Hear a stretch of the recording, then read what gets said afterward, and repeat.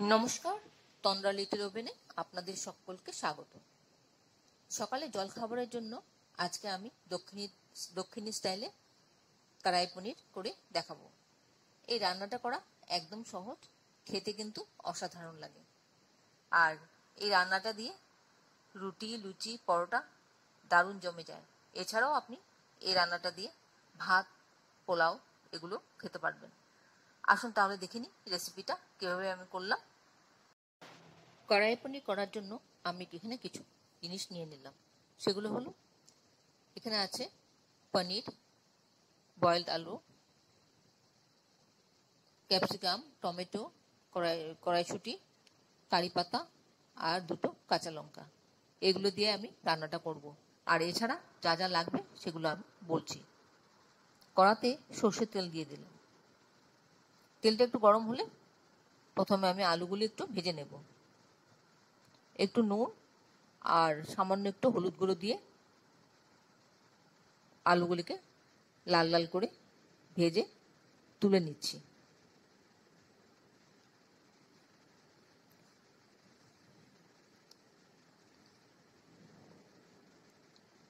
এই রান্নাটা করা একদম সহজ, সবাই পারবে করতে।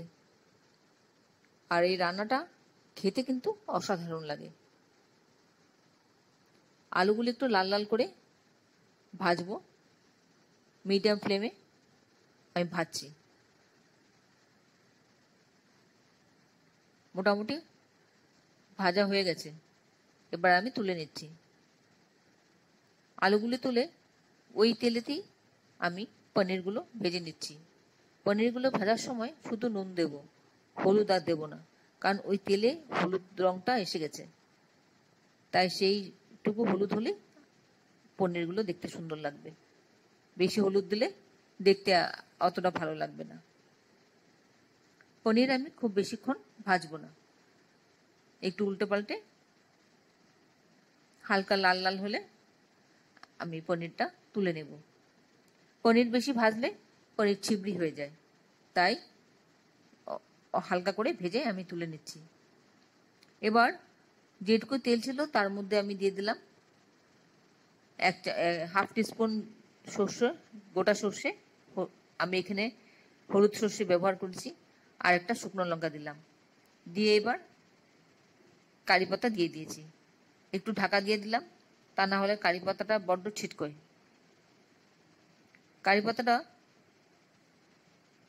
ভাজা মতন হয়ে গেলে পরে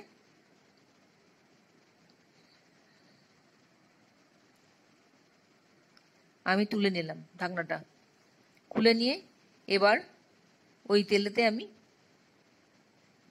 দিয়ে দেব আমি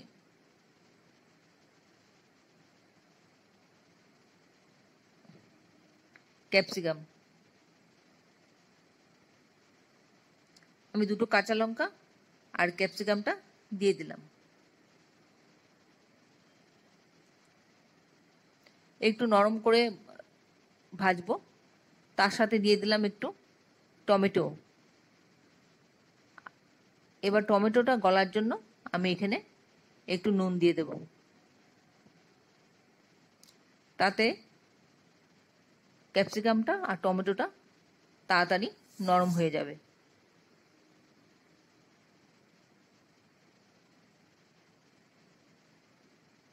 রান্না হলো একটা আর্ট, কিছু না, একটু বুঝে বুঝে সুন্দর করে রানলেই রান্নাটা খেতে অনেক স্বাদ হয়।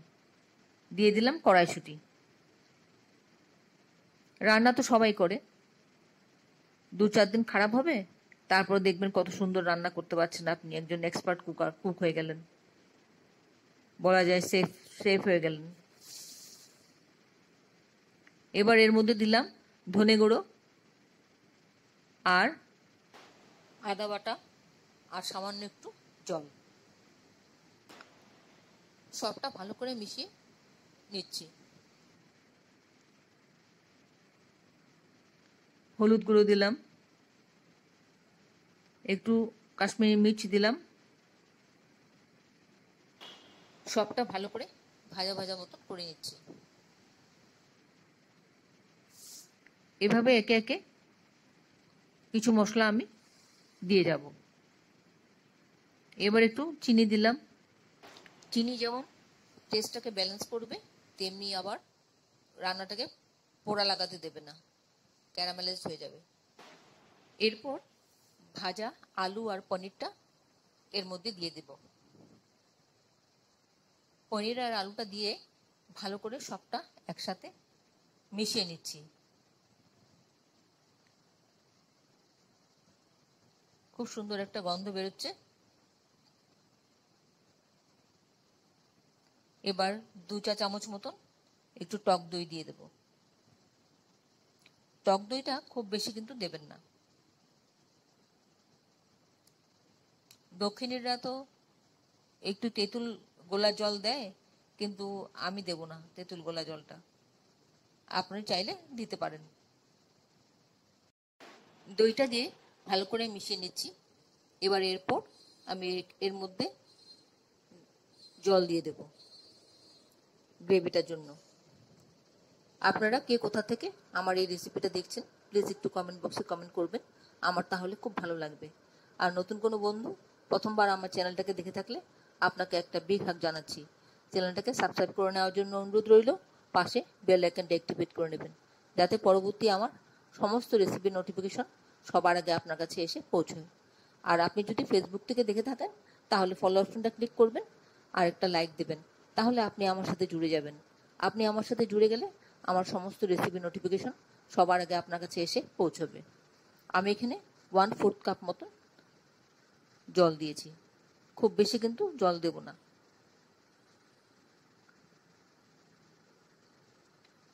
একটু ফুটলে পরে খানিকটা জল কমেও যাবে।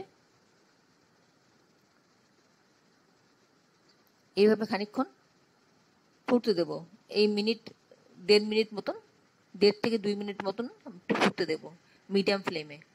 ফুটলে কি হবে, গ্রেভিটা ঠিক হবে আর সব ফ্লেভারগুলো একসঙ্গে অ্যাড হয়ে যাবে।